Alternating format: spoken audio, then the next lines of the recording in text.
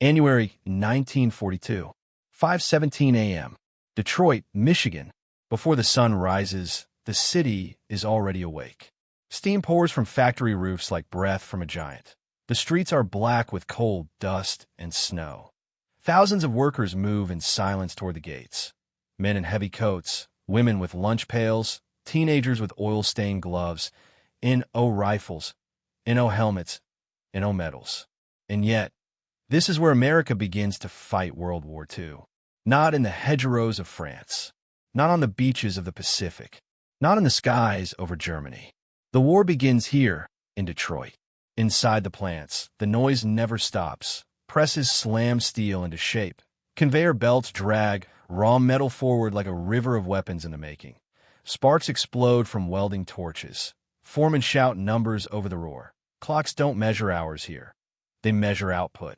1 part, 10 parts, 100 parts, 1,000. Every minute, something new is born that did not exist before. Just months earlier, these same factories built cars. Chrome, leather seats, radios, comfort. Now they build engines for bombers, turrets for tanks, fuselage frames for aircraft that will cross oceans and burn cities. Detroit has stopped being a city. It has become a machine with one purpose. After Pearl Harbor, America didn't just declare war. It reprogrammed itself. President Roosevelt called it the arsenal of democracy. But for the men and women on these floors, it felt more like a without uniforms. Shifts ran 10, 12, 14 hours. Weekends disappeared. Holidays vanished. The calendar no longer mattered. Only quotas did. The war did not ask for courage first. It asked for production. Each worker here understands something the soldiers of the front will only feel later. This war will not be decided by who shoots straighter, but by who builds faster. Every hammer strike is a heartbeat. Every rivet is a promise. Every finished engine is another future battlefield already shaped. Outside, the snow keeps falling. Inside, the war is already burning. No tanks roll through these streets. No bombers fly overhead. No soldiers die here. But make no mistake, in 1942, the most dangerous place in America is not the front line. It's the factory floor of Detroit, where the economy is being turned into a weapon. And once that weapon is fully loaded, nothing in the world will be able to stop it.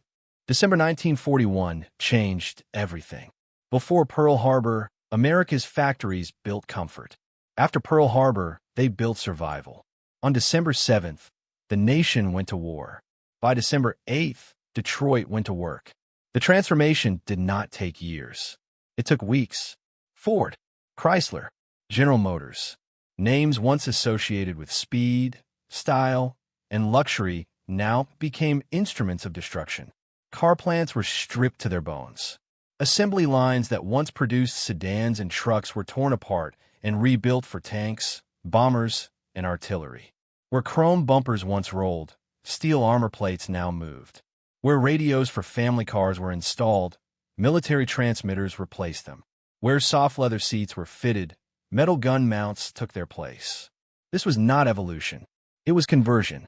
Entire factories were redesigned like living organisms adapting to a new environment, an environment called total war.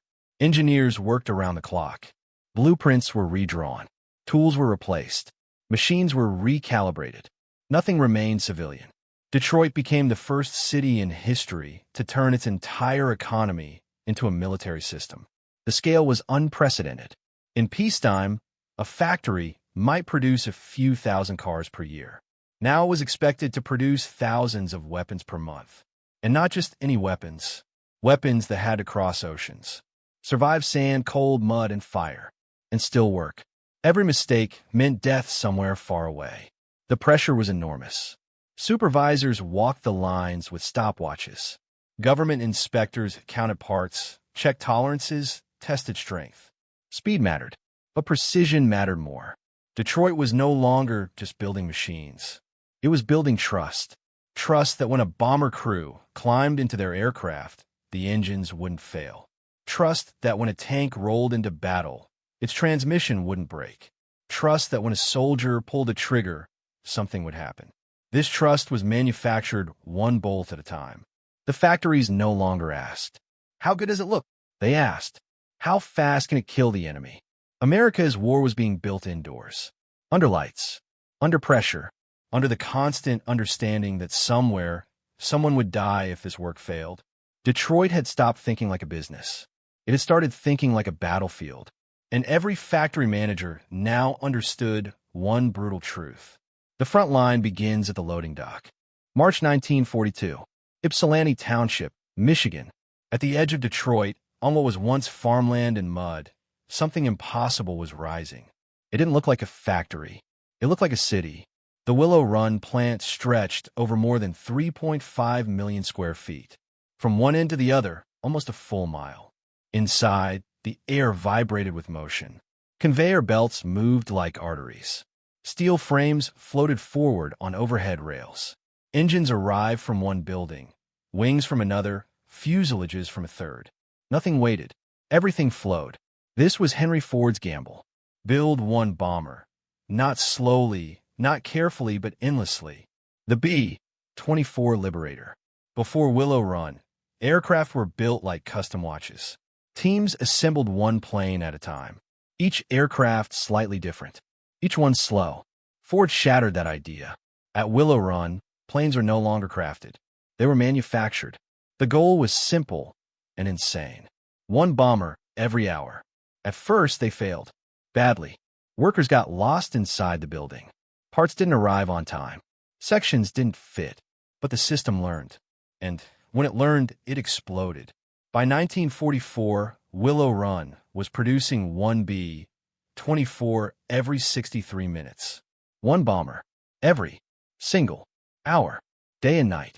A machine designed to drop 8 tons of bombs on cities was now rolling off the line faster than Germany could even train the crews to fight it. Inside Willow Run worked over 42,000 people. Men, women, farm kids, immigrants, office clerks turned riveters. They didn't see battle, but they were building it. Every rivet meant altitude. Every wire meant navigation. Every engine meant firepower. Germany could build better planes, but they could not build more planes. Willow Run did not care about perfection. It cared about volume, and volume was killing the Axis. This factory didn't just build aircraft. It broke the enemy's understanding of what war production could be. The battlefield now started in Michigan, and the sky over Europe was about to fill with American metal. The war had entered its industrial phase. On the battlefield, soldiers fought with rifles and tanks. But behind them, a far more important battle was being fought with clocks. Not courage versus courage. Not armor versus armor. But time versus time.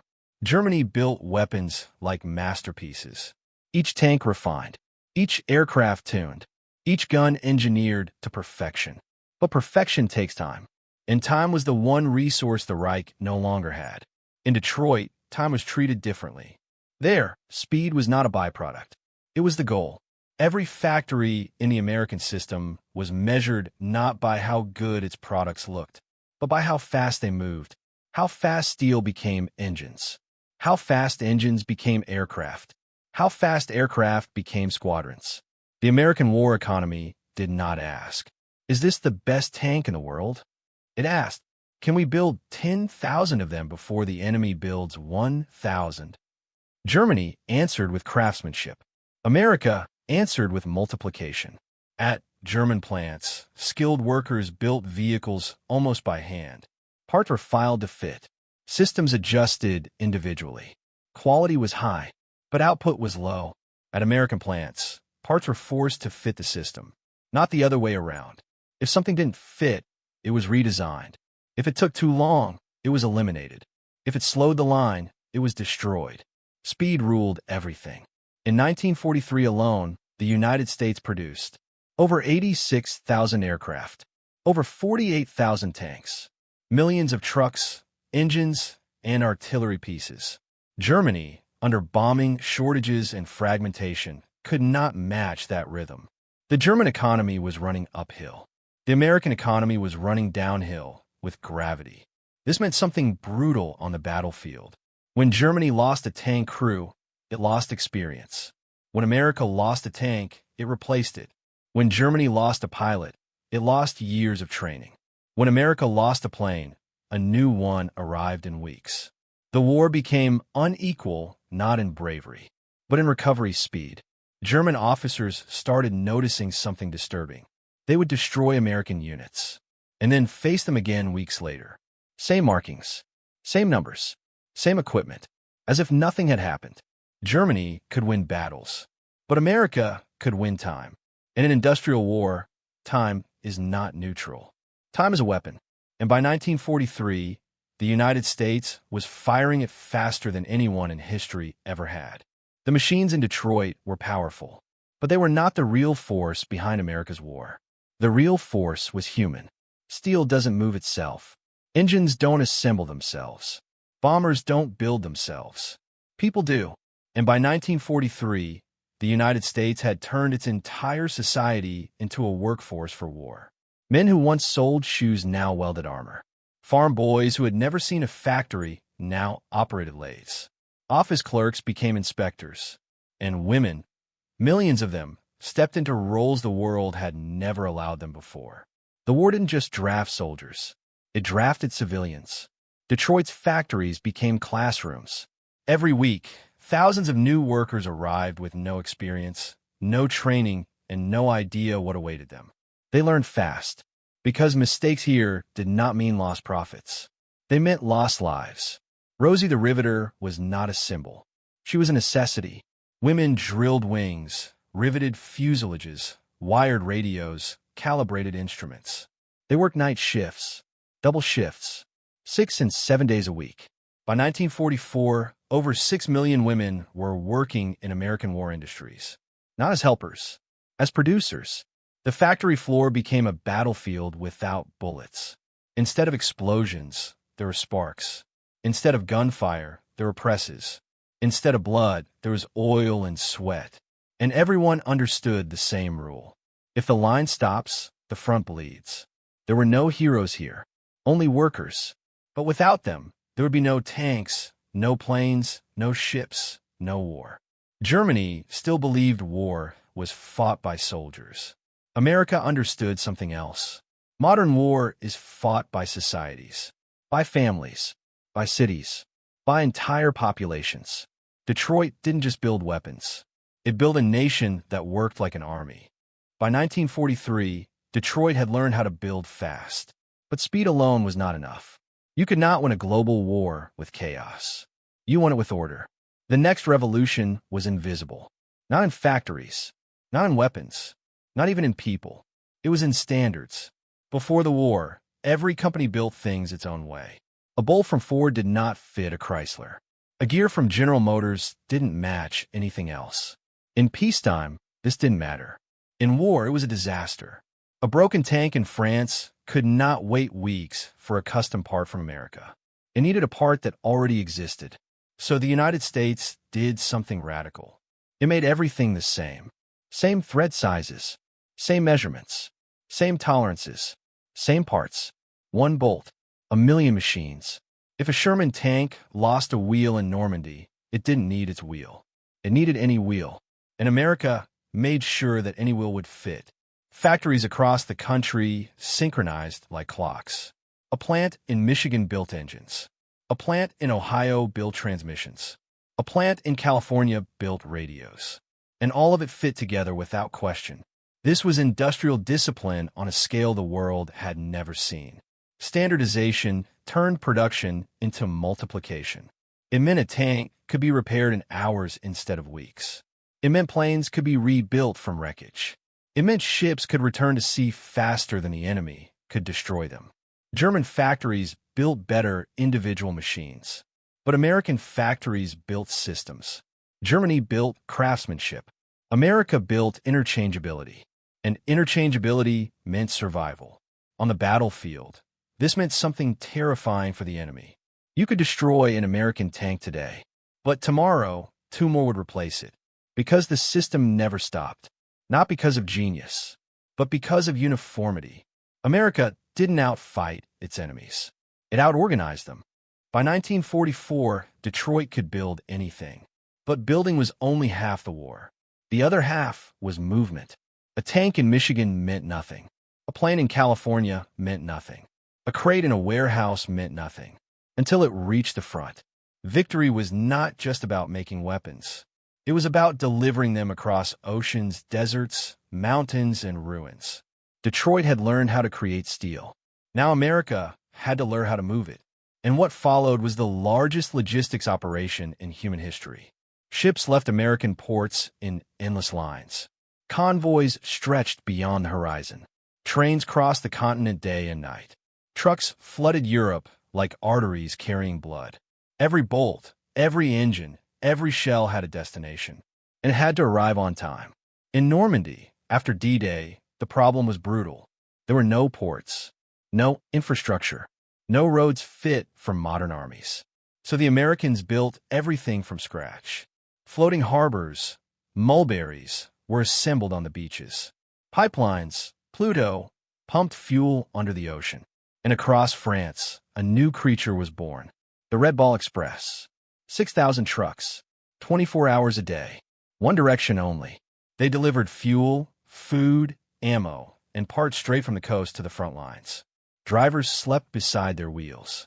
They drove through bombed towns, through mud, through darkness, through fire. A truck that stopped too long meant a tank without fuel. A tank without fuel meant a lost battle. Detroit's factories were now connected directly to soldiers in foxholes. A bolt tightened in Michigan today could save a life in France next week. The war had become a chain, and every link mattered. Germany still thought in terms of fronts and divisions. America thought in terms of flows. Material flow, fuel flow, information flow. The side that controlled flow controlled the war. Detroit did not just build machines. It built a river of steel that never stopped moving. By 1944, the war was no longer decided only by battles, generals, or bravery on the front line, but by something colder, deeper, and far more merciless: the ability of an entire economy to generate time, speed, and pressure faster than the enemy could ever respond. Germany still thought in terms of operations, campaigns, and decisive engagements, believing that one perfect strike could change everything. But America was thinking in terms of tempo, a continuous, unstoppable rhythm of production and movement that never slowed, never paused, and never waited for permission from reality. Every factory shift that started on time, every convoy that crossed the ocean without delay, every train that arrived with engines, fuel, and ammunition created something far more dangerous than a weapon. It created momentum. Momentum meant that even when the Allies lost battles, they never lost the initiative, because behind every retreat, there were already more ships being loaded, more tanks being assembled, and more planes being fueled. Money in this war was not just currency. It was compressed time. The United States did not merely spend dollars. It converted dollars into days, hours, and minutes, buying speed on a scale that Germany simply could not match. When Germany needed months to recover from a bombing raid, America needed weeks. When Germany needed weeks to rebuild a factory line, America needed days. And when Germany needed days to move an army, America needed hours. This asymmetry did not look dramatic on the battlefield, but it was fatal in the long run, because every delay on the German side became permanent, while every delay on the American side was temporary. The enemy could destroy a bridge. America would build 3 more. The enemy could sink a ship. America would launch 10 new ones. The enemy could shoot down a bomber. America would roll another off the line before the wreckage even cooled. The war became a contest not of courage, but of replacement speed. And in that contest, America did not compete. It overwhelmed. Strategy, for Germany, was about choosing where to fight. For America, strategy was about making sure the enemy had no time left to think. By 1944, the Allies were not just advancing. They were accelerating. And once an industrial war reaches acceleration, it becomes irreversible. By late 1944, the war had crossed a silent line, one that was invisible on maps and never mentioned in speeches, but perfectly clear to anyone who could read numbers, production tables, and casualty reports with cold, mechanical honesty. From that point forward, Germany was no longer fighting the Allied armies. It was fighting arithmetic. Every German loss was permanent. Every American loss was temporary. Every destroyed factory in the Reich took months to replace, if it could be replaced at all, while every destroyed factory in America was already being rebuilt even before the rubble stopped smoking. The imbalance grew not in battles, but in spreadsheets, in tonnage, in hours, in replacement rates. The Germans could still design brilliant machines. They could still fight with terrifying skill. They could still win tactical victories. But tactics no longer mattered when the strategic equation had become impossible to solve. Because in this equation, Germany needed miracles. America needed consistency. Germany needed breakthroughs. America needed routine. And routine was something Detroit delivered every single day, with the calm indifference of a system that did not care about glory, fear, or desperation. By the time the Allies crossed the Rhine, the war was no longer about who was better. It was about who could exist longer. And in an industrial war, existence is measured in output. How many tanks can you replace in a week? How many planes can you replace in a month? How many crews can you train in a year? Germany's answers to these questions kept shrinking. America's kept growing. At some point, even courage becomes irrelevant, because courage cannot refill a fuel depot, cannot rebuild a factory, and cannot launch a ship. Only systems can do that. And the Allied system was no longer just winning. It was closing the door. The moment the war became mathematics was the moment the war became unwinnable for Germany. Because you cannot negotiate with numbers. You cannot intimidate production. And you cannot defeat an economy that has learned how to replace everything you destroy faster than you can destroy it.